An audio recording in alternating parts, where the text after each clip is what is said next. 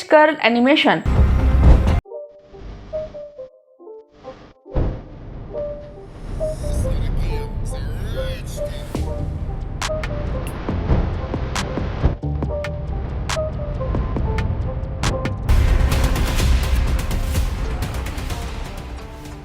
इस एक एपिसोड को ध्रुव राठी, नीतीश राजपूत जैसे बड़े क्रिएटर्स किस तरह एडिट करते हैं, ये समझने के लिए तुम्हें पेज कर्ल एनिमेशन के न सिर्फ बेसिक फीचर्स को बल्कि उनके एडवांस ट्रिक्स को भी अच्छे से समझना होगा। इसीलिए मैंने वीडियो को 2 पार्ट्स में डिवाइड किया है। बेसिक एडिटिंग जिसमें तुम स्मूथ कैलेंडर एनिमेशन सीखोगे, एडवांस एडिटिंग जिसमें तुम ध्रुव राठी, नीतीश राजपूत जैसे बड़े क्रिएटर्स की एडिटिंग ब्रेकडाउन करना सीखोगे। तो चलो स्टार्ट करती हूँ। तो सबसे पहले एलाइट मोशन ओपन कर लेना है, उसके बाद प्लस आइकन पर क्लिक कर लेना है और एक शेप को सिलेक्ट कर लेना है और उसके बाद एडिट शेप में जाना है और एक्स वैल्यू इसकी कर देनी है 535 एंड वाई वैल्यू इसकी कर देनी है 450। इतना कर लो तो उसके बाद वापस जाना है और कलर में जाकर इसका कलर येलो कर देना है। येलो कर लेने के बाद अब इसी को ऊपर की तरफ क्लिक करके डुप्लीकेट लेयर कर देना है। डुप्लीकेट लेयर करने के बाद इसको सिलेक्ट करके एडिट शेप में जाना है और बाय वैल्यू जो है उसको कम करके 150 कर देना है और इसका जो कलर है उसको मैं चेंज कर देती हूँ। कलर चेंज कर लिया तो अब मूव एंड ट्रांसफॉर्म पर जाकर इसको ऊपर की तरफ लेकर इस तरह एडजस्ट कर देती हूँ। इतना कर लो तो उसके बाद अगेन प्लस आइकन पर क्लिक करना है और टेक्स्ट पर जाना है। जब टेक्स्ट पर जाओ तो यहाँ पर कोई सा भी टेक्स्ट अपनी मर्जी से दे सकते हो। बहुत से लोग इसको कस्टमाइज भी करते हैं, तो जैसे आपको सही लगे उसको सिलेक्ट कर लेने के बाद अब एक टेक्स्ट सेलेक्ट कर लेती हूँ और उसके बाद मैं इसका साइज भी एडजस्ट करके और इसका कलर वाइट कर देती हूँ। वाइट कलर कर लेने के बाद ओके करके इसका इस तरह एडजस्ट करके ऊपर की तरफ ले आती हूँ। वापस जाना है एंड मूव एंड ट्रांसफॉर्म पर जाकर स्केल के ऊपर जाकर इसका साइज इस तरह बढ़ा देना है। अब हमारा कैलेंडर के जैसे थोड़ा सा लुक आ रहा है। उसके बाद थोड़ा सा इसको मैंने एडजस्ट किया और अगेन इसको डुप्लीकेट कर देती हूँ। डुप्लीकेट कर लेने के बाद इसको बिल्कुल नीचे की तरफ ले आती हूँ और एडिट टेक्स्ट में जाकर यहाँ पर लिखती हूँ 01 और इसका कलर मैं ब्लैक कर देती हूँ। ब्लैक कर लेने के बाद अब इसको ओके करके मूव एंड ट्रांसफॉर्म पर जाकर इसको एडजस्ट कर लेती हूँ और स्केल पर जाकर थोड़ा सा साइज भी बढ़ा देती हूँ। अब इतना हो गया तो अब इन सारी लेयर्स को सेलेक्ट कर लेती हूँ और इसको ग्रुप कर देती हूँ। जब ग्रुप हो गया तो अब इसको सेलेक्ट करके मैं इसकी कॉपी कर देती हूँ और इसको एडजस्ट करके यहाँ और यहाँ पर इसका जो टेक्स्ट है वो 2 लिख देती हूँ। 2 लिख लेने के बाद वापस आकर अगेन इस वाले को मैं डुप्लीकेट कर देती हूँ।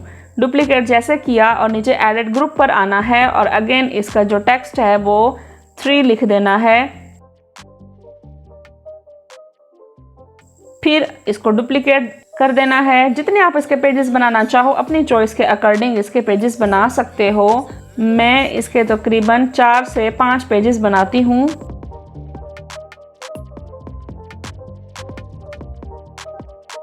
फिर इसको डुप्लीकेट कर देना है और इसको सिलेक्ट करके एडिट ग्रुप और इसका टेक्स्ट जो है मैं 5 लिख देती हूँ।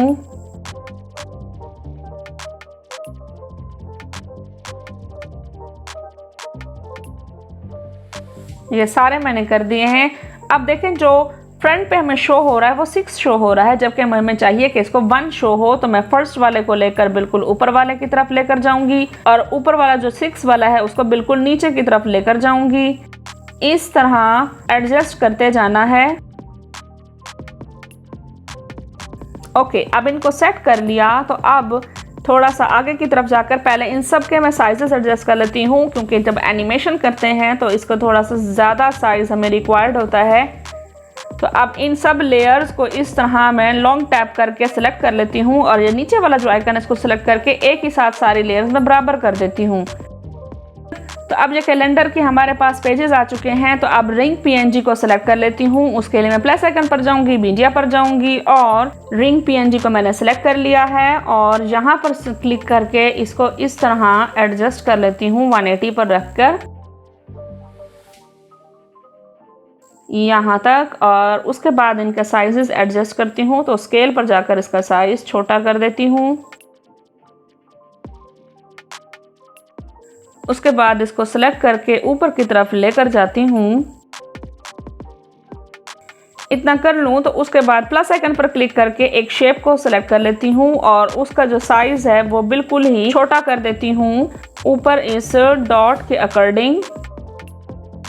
इसको सिलेक्ट करके बिल्कुल ही इसके ऊपर रख के इसी डॉट के ऊपर रख देना है नीचे यहाँ तक। अभी भी साइज बड़ा है तो मज़ीद इसका साइज छोटा करके यहाँ तक रख देती हूँ। ये तो हुआ एडिटिंग का बेसिक काम। अब बारी आती है इन सब ग्रुप्स को एनिमेट करने की। तो उसके लिए सबसे पहले मैं ग्रुप 1 को सेलेक्ट कर लूंगी और इफेक्ट्स पे जाऊंगी और ऐड इफेक्ट पर क्लिक कर दूंगी। उसके बाद सेलेक्ट करूंगी पेज कर्ल एनिमेशन। अब पहले पेज कर्ल एनिमेशन के बेसिक फीचर्स के बारे में जानते हैं कि जैसे ही प्रोग्रेस के ऊपर जाएंगे तो अगर आगे की तरफ इसको मूव करेंगे तो देखें फोल्डिंग को शो कर रहा है कि फोल्ड किस तरह करना है, और पीछे की तरफ जाएंगे बिल्कुल स्ट्रेट पेज की तरह कन्वर्ट हो गया है। अब इसको मैं थोड़ा सा आगे रख लेती हूँ।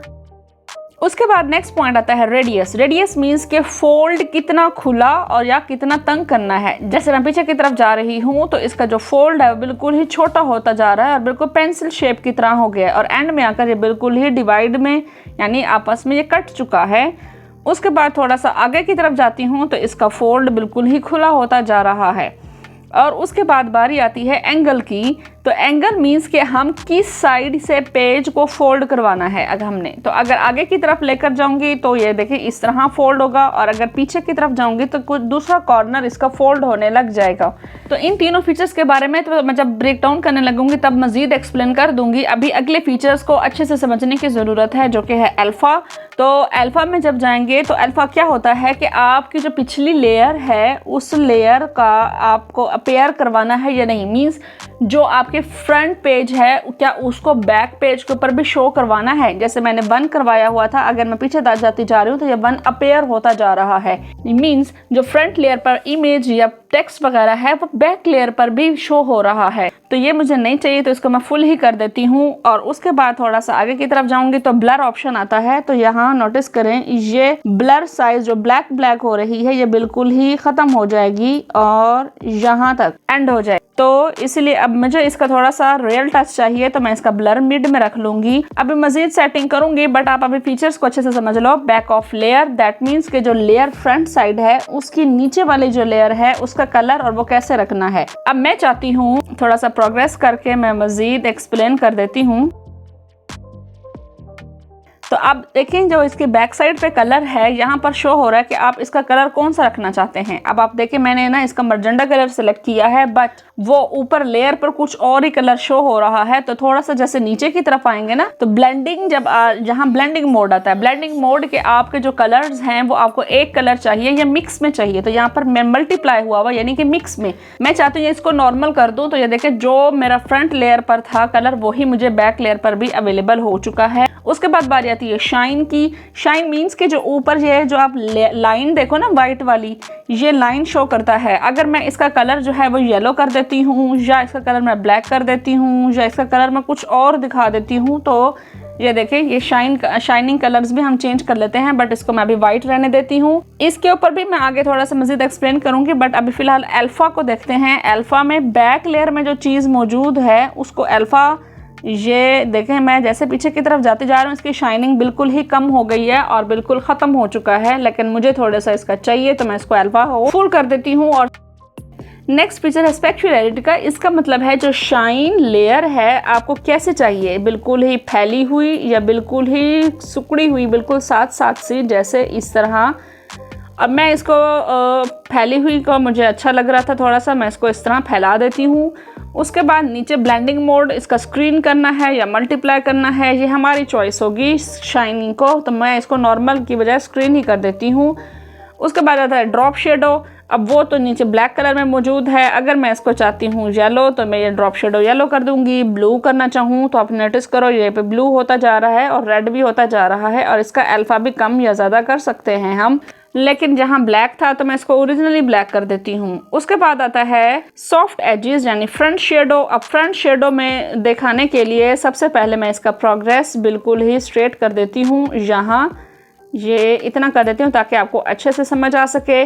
तो अब ये फ्रंट शेडो के ऊपर जब जाएंगे तो आप देखो ये वाइट कलर है, मैं इसको ब्लैक कर देती हूँ। ब्लैक करने के बाद इसका अल्फा करके हम इसको कम या ज़्यादा भी कर सकते हैं। तो बेसिक फीचर्स तो समझ लिए हैं, तो अब बारी आती है इसको प्रॉपरली एनिमेट करने की। तो इसकी एनिमेशन करने के लिए थोड़ा सा मैं आगे की तरफ जाऊंगी, ऑलमोस्ट 2 रेशो पर, और यहाँ पर मैं एक प्रोग्रेस लेवल का की फ्रेम, स्टार्ट की फ्रेम दे दूंगी। 324 पर जाकर मैं इसका एंड की फ्रेम दे देती हूँ, और इसकी जो परसेंटेज है वो मैं थोड़ी सी बढ़ा देती हूँ, लाइक 106 तक ये पेज, ताकि पूरा डिसअपेयर हो जाए। और अब यहाँ पर एक ग्राफ भी दे देती हूँ मिड में रहते हुए इस तरह।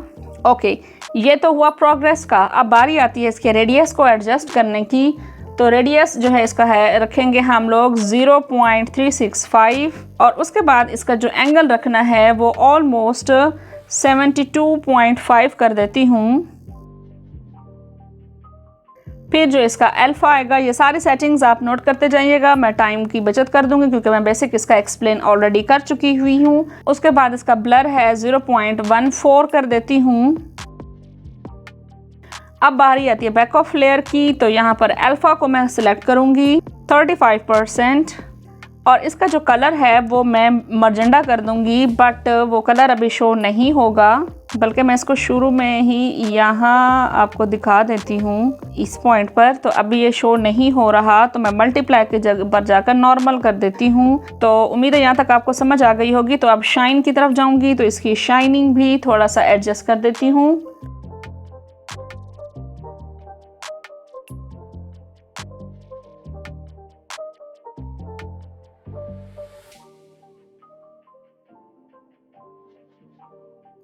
इसकी स्पेक्युलैरिटी को भी थोड़ा सा एडजस्ट कर देती हूँ। उसके बाद अब बारी आती है ड्रॉप शेडो की। तो ड्रॉप शेडो के ऊपर जाऊंगी। उसके बाद ये अब हमारी सेटिंग हो चुकी है, तो अब इसको देखती हूँ। स्टार्ट की फ्रेम पर इसकी वैल्यू बिल्कुल 0 कर देती हूँ। ओके, अब स्मूथ एनिमेशन के लिए एक और इफेक्ट को सिलेक्ट कर लेती हूँ। उसके लिए मैं ऐड इफेक्ट पर जाऊँगी और वेव वॉब इफेक्ट को मैं सिलेक्ट कर लूँगी। सिलेक्ट कर लेने के बाद अब इसकी सेटिंग को ज़रा गौर से देखना। फेस पर जाऊँगी तो यहीं 200 रेशो पर सिलेक्ट करके इसका की फ्रेम दे देती हूँ, और यहाँ पर आकर इसका एक और की फ्रेम दे देती हूँ, और इसकी सेटिंग जो है वो हो स्टार्ट की फ्रेम कर दिया। उसके बाद बारी आती एंड की फ्रेम की। तो यहाँ पर इसकी वैल्यू लिख कर देनी है 1.66। उसके बाद दोबारा वापस जाना है और यहाँ पर आकर एंगल के ऊपर सिलेक्ट करूँगी। अब स्टार्ट की फ्रेम पर एंगल दे दूँगी।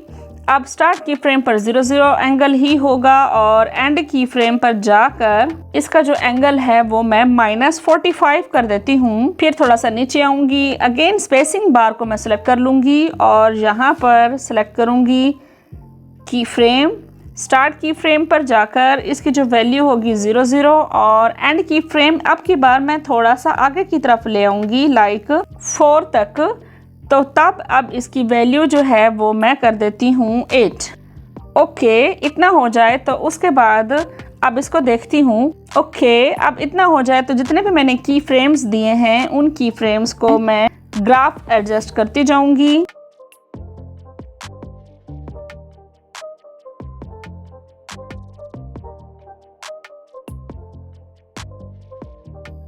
ओके, अब इसको देखती हूँ। ओके, अब ग्रुप 2 को सिलेक्ट कर लेना है इसी पॉइंट पर, और ऐड इफेक्ट पर जाकर पेज कर्ल इफेक्ट को सिलेक्ट कर लेती हूँ। उसके बाद सेम सेटिंग्स करनी है जैसे हम लोगों ने पिछले एनिमेशन में सेटिंग की थी यहाँ तक, और इतना हो जाए तो उसके बाद इसका प्रोग्रेस लेवल जो है वो हम 106 कर देते हैं, और ग्राफ में जाके इसका ग्राफ एडजस्ट कर देती हूँ मैं, और यहीं पर ही इफेक्ट दूसरा सेलेक्ट कर लेती हूँ जो कि था वेव वॉब इफेक्ट। उसको सेलेक्ट करके फेस के ऊपर जाकर अगेन की फ्रेम दे देना है यहाँ, और इसकी जो सेटिंग है वो कर देती हूँ मैं 0.43। और जल्दी से मैं सारी सेटिंग्स रिपीट कर देती हूँ।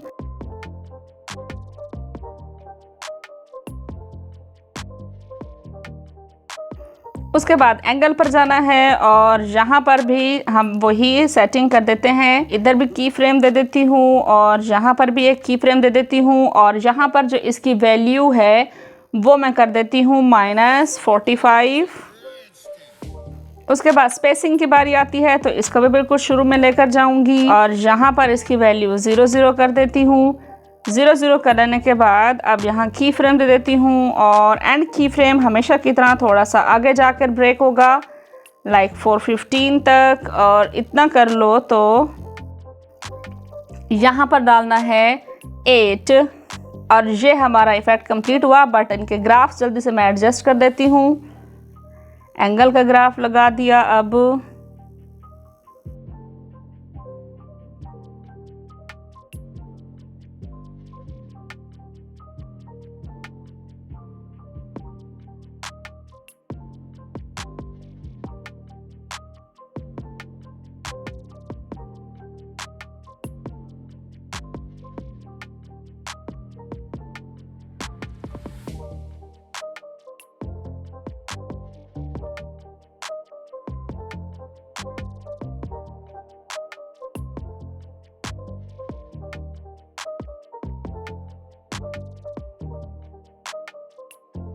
थोड़ा सा फिर आखिरी वाली लेयर है, अब इसको एडजस्ट करके उसके बाद देखते हैं फिर यहाँ, और इसको स्प्लिट कर देती हूँ। जैसे ही ये स्प्लिटिंग हुई तो आगे की तरफ तो ये जो रिंग एनिमेशन है इसको मैं यहीं पर रिंग्स को ख़त्म कर देती हूँ।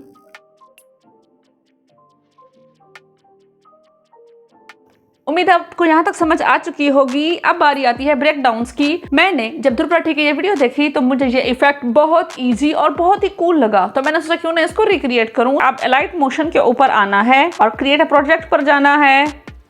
यहाँ प्लस आइकन पर क्लिक करके एक शेप को सिलेक्ट कर लेना है और उसको फिल कंपोजिशन एरिया करके उसका कलर ब्लैक कर देती हूँ।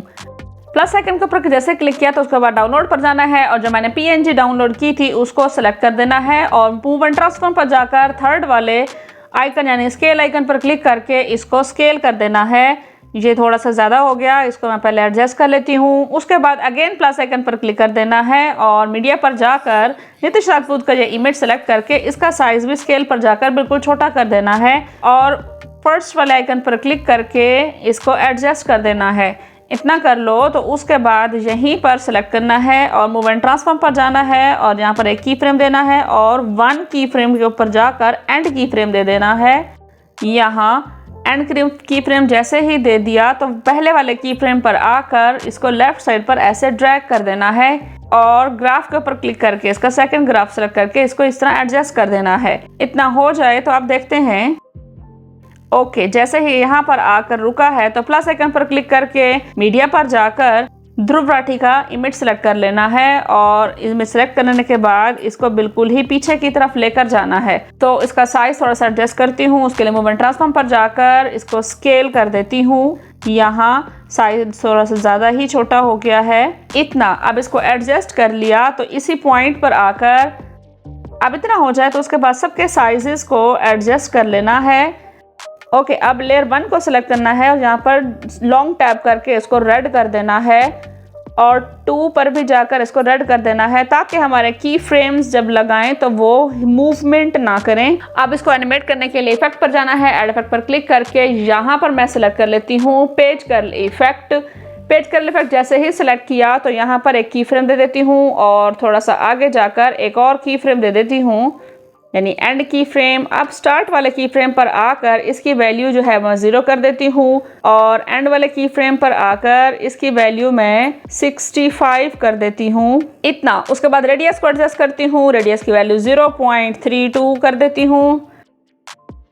इतना हो जाए तो फिर एंगल के ऊपर जाना है और एंगल पर क्लिक करके इसका 300 साइज कर देना है। साइज कर दिया उसके बाद थोड़ा सा नीचे की तरफ आना है और इसका जो ब्लर रेशो है थोड़ा सा इसको एडजस्ट कर देती हूँ यहाँ तक।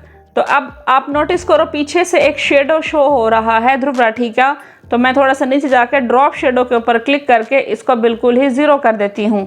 फिर यहाँ से इफेक्ट्स पर ही जाकर यहाँ से थोड़ा सा आगे लाइक तकरीबन 6 फ्रेम्स तक जाना है।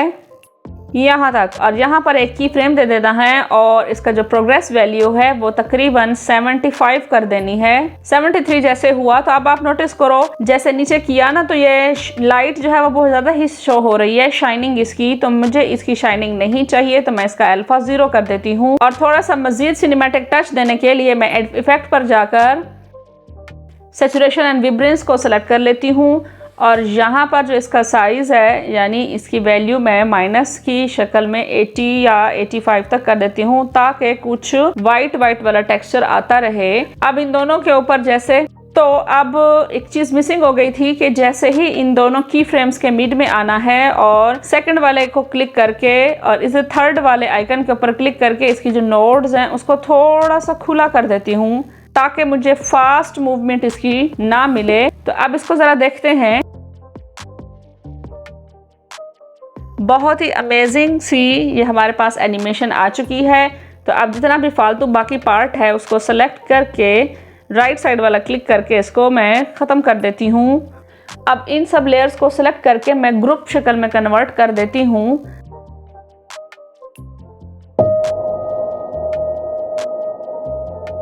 तो अब बढ़ते हैं नीतीश राजपूत के इस वाले कर्ल इफेक्ट को क्रिएट करने की तरफ।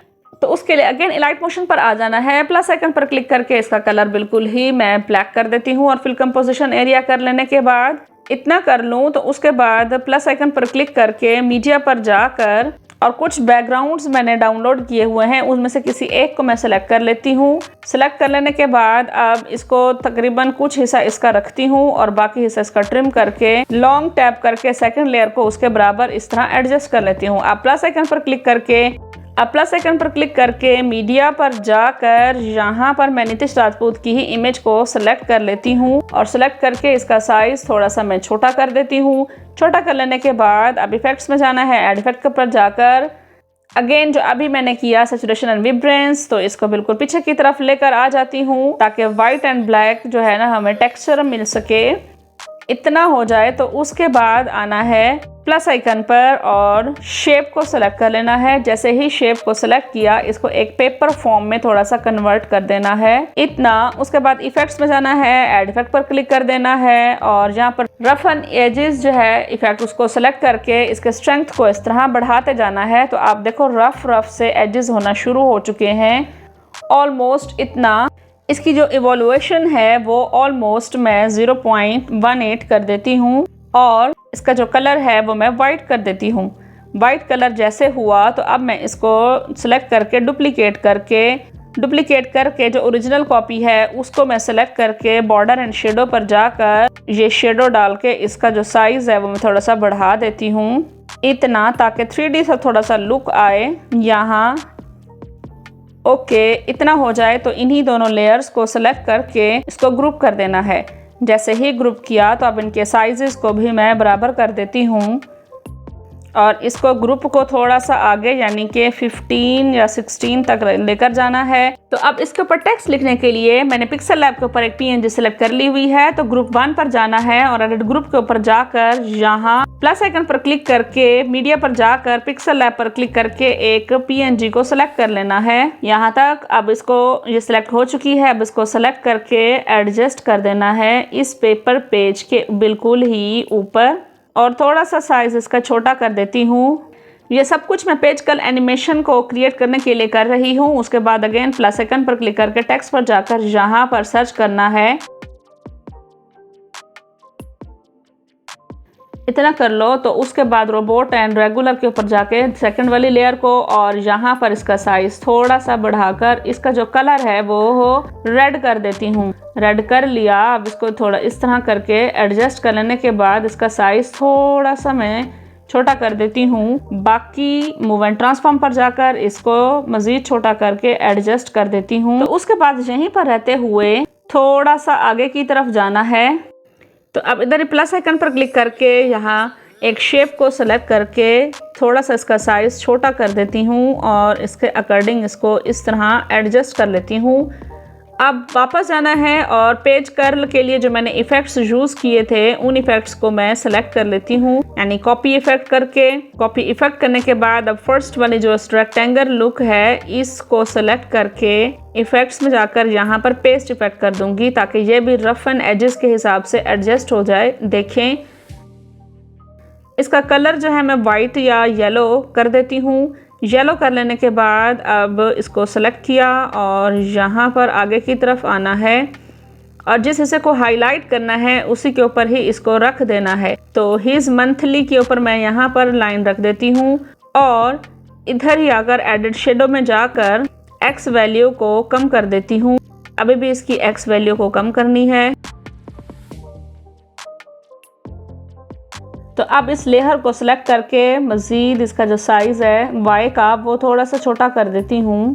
तो इसको मैं डुप्लिकेट कर देती हूँ और इसको डुप्लिकेट करके मूव एंड ट्रांसफॉर्म पर जाकर थोड़ा सा नीचे आ जाती हूँ यहाँ तक। अब एडिट शेप में जाकर और एक्स वैल्यू जो है इसको मैं बढ़ा देती हूँ। अब फर्स्ट वाली लेयर को सिलेक्ट करना है और ब्लेंडिंग एंड ओपेसिटी पे जाकर इसको भी डार्कन करके मल्टीप्लाई कर देना है ताकि हमें नीचे वाला टेक्स्ट शो हो सके। इतना कर लिया तो उसके बाद इसको लेकर जाना है 2 फ्रेम्स के ऊपर। ये 2 फ्रेम्स के ऊपर क्यों लेकर जाना है ये मैं बाद में बताऊंगी। और ऊपर वाली लेयर को थोड़ा सा पीछे की तरफ लेकर आना है। इसकी बाकी एनिमेशन थोड़ी देर कर दिखाती हूँ। अभी वापस आती हूँ।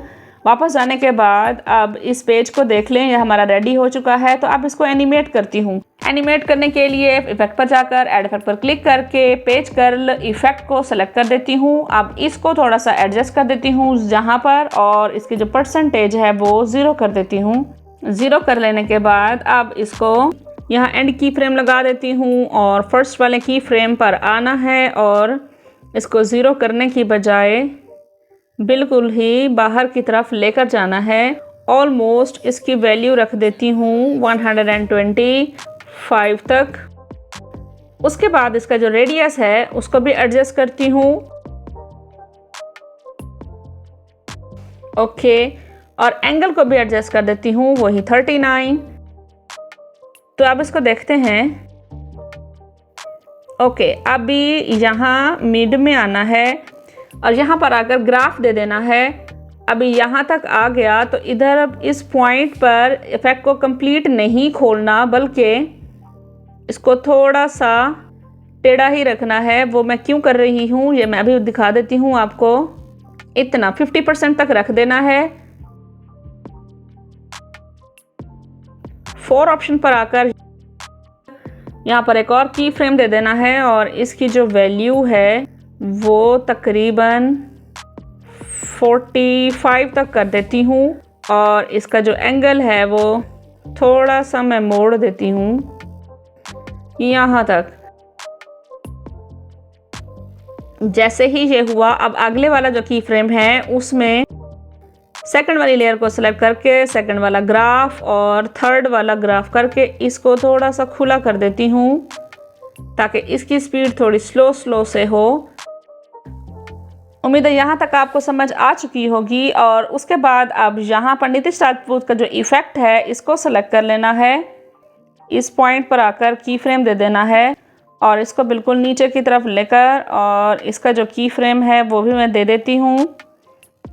तो ये जैसे ही इस पॉइंट पर आया है तो इसके ग्रुप में जाना है, एडिट ग्रुप पर जाना है और यहाँ पर आकर ये जो रेक्टेंगल लेयर है इसको सेलेक्ट करके शुरू में ले आना है और इसको थोड़ा सा आगे की तरफ।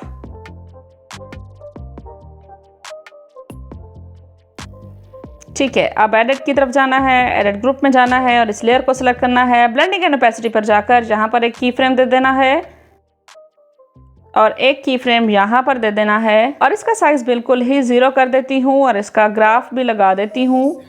तो जैसे ही ये यहाँ पर ख़त्म हो रहा है तो उसके एग्जैक्ट ऊपर ही ऊपर वाली लेयर को सिलेक्ट कर देती हूँ और यहाँ पर एक की फ्रेम और थोड़ा सा आगे भी एक की फ्रेम देकर पहली वाली लेयर को सिलेक्ट करके बिल्कुल पीछे की तरफ ले आती हूँ और इसका भी जो ग्राफ है उसको एडजस्ट कर देती हूँ। तो अब हमारी एनिमेशन तैयार है।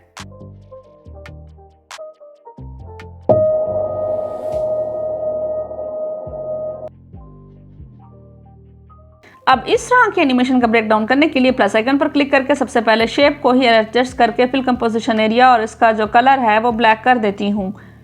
फिर प्लस आइकन पर क्लिक करना है और मीडिया पर जाकर कोई से भी जो हमारे पास इमेजेस हों आप सेलेक्ट कर सकते हो। जैसा कि फर्स्ट करो मैंने ये एक इमेज सेलेक्ट कर ली और मूव एंड ट्रांसफॉर्म पर जाकर इसका साइज़ थोड़ा सा छोटा कर देती हूँ। साइज़ थोड़ा सा छोटा करके स्पेस पर जाकर इसकी स्पेस एडजस्ट कर देती हूँ और यहीं पर ही एक और इमेज जो है ना वो भी मैं सेलेक्ट कर लेती हूँ। इसका भी साइज़ छोटा करके यहाँ पर सेट कर देती हूँ और इन दोनों लेयर्स को एडजस्ट कर देने के बाद फिर प्लस आइकन पर क्लिक करके मीडिया पर जाकर एक और थंबनेल मैं एडजस्ट कर देती हूँ अपना और उसका साइज़ मैं बिल्कुल ही छोटा करके इसको यहाँ पर रख देती हूँ। एक और थंबनेल भी मैं एडजस्ट कर लेती हूँ। अगर आपने मेरी ये सारी वीडियोस नहीं देखी तो जल्दी से इनको भी देख लें, मैंने प्लेलिस्ट इनकी बनाई हुई है। तो अब असल चीज़ की बारी आती है, तो फर्स्ट वाले लेयर को सिलेक्ट करूँगी, इफेक्ट्स पर जाकर पेज कर्ल इफेक्ट को सिलेक्ट कर लूँगी और उसके बाद रेडियस में जाकर इतना इसका रेडियस रख लेना है इतना, और एंगल पर जाकर इसका एंगल इतना रख लेना है ऑलमोस्ट यहाँ तक, और प्रोग्रेस में जाकर इसको इस तरह लपेट लेना है जैसे प्रोफेसर ऑफ हाउ की एनिमेशन है, इस तरह। अब इतना हो जाए तो थोड़ा सा आगे की तरफ यहाँ और यहाँ पर की फ्रेम दे देना है और तकरीबन 1 तक एक और की फ्रेम दे देना है और इसी की फ्रेम पर आते हुए प्रोग्रेस को खोल देना है और ये मैंने ग्राफ को एडजस्ट कर दिया। अब इसी इफ़ेक्ट को जो है मैं कॉपी कर लेती हूँ, कॉपी इफ़ेक्ट्स, और जितनी भी मैंने बाकी लेयर्स को सेलेक्ट किया हुआ है वहाँ मैं पेस्ट करती जाऊँगी।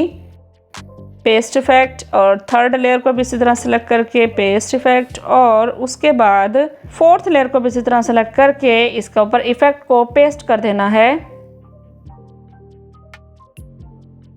अब जहाँ पर फर्स्ट लेयर है इसको थोड़ा सा मिड में रख लेना है इस पॉइंट तक। उसके बाद जहाँ पर लास्ट की फ्रेम आ रहा है वहीं पर दूसरी लेयर को सेट कर देना है और जहाँ पर थर्ड और लास्ट की फ्रेम इस तरह आ रहा है तो इस तरह एडजस्ट करके यहाँ लेयर्स को सेलेक्ट करके बराबर कर देना है। जब बराबर हो जाएं तो अब इसको देखते हैं। उम्मीद है आपको समझ आ चुकी होगी।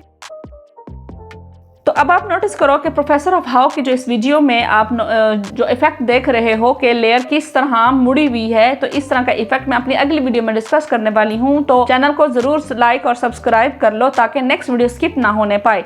और अगर तुम्हारा कॉन्सेप्ट 3D एडिटिंग के बारे में क्लियर नहीं हो रहा तो एंड स्क्रीन में मौजूद मेरी लेफ्ट साइड वाली वीडियो के ऊपर क्लिक करके उसको लाजमी देख लेना, क्योंकि मेरी जो अगली वीडियो आने वाली है उसमें 3D इफेक्ट्स और 3D से रिलेटेड ही डिस्कशन होगी। तो मैं चाहती हूँ 3D एडिटिंग को लेकर तुम्हारे सारे कॉन्सेप्ट बिल्कुल ही क्लियर हो चुके हुए हों, इसीलिए तो मिलते हैं अपनी अगली वीडियो में।